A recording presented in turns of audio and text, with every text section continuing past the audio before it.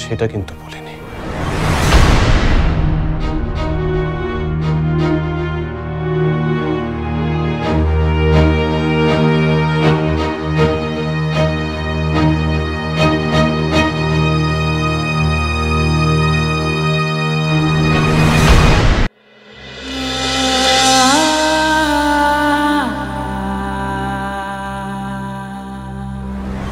কেন? তুমি তো আমাকে বলেছিলে যার জন্য তুমি কবিতা লিখতে সে মারা গেছে। কিন্তু তার প্রতি আমার ভালোবাসা মরে গেছে, সেটা কিন্তু বলিনি।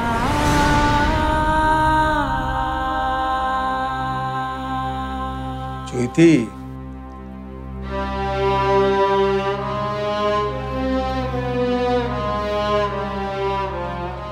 কিছু বলবে বাবা? তুই বললে রুমিকে?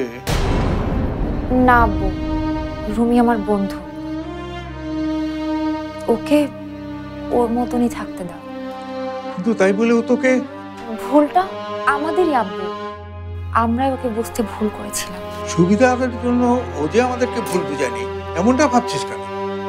না না আব্বু, রুমি এমন ছেলেই না। ও যেদিন প্রথম এখানে এলো সেই দিনটার কথা মনে আছে?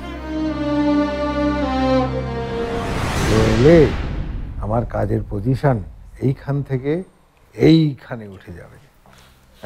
আসেন। এসো এসো এসো। আসসালাম, বসো।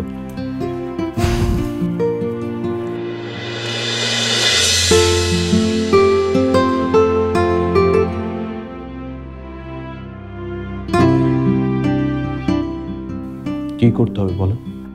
এখনই কাজ শুরু করতে হবে না, কয়েকটা দিন রেস্ট নাও। অনেক ধকল গেছে তোমার উপর। আব্বু, ওদের জন্য কি গেস্ট রুমটা রেডি করা হয়েছে? আমরা এখানে থাকবো? কেন, এখানে থাকবেন না? না। তাহলে কোথায় থাকবে? পরিচিত কেউ আছে তোমাদের এই শহরে? না, আপনার সাথে যারা কাজ করে আমরা তাদের সাথেই থাকবো।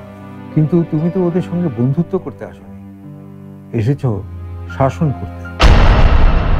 তাই তোমাকে থাকতে হবে রাজার মতো।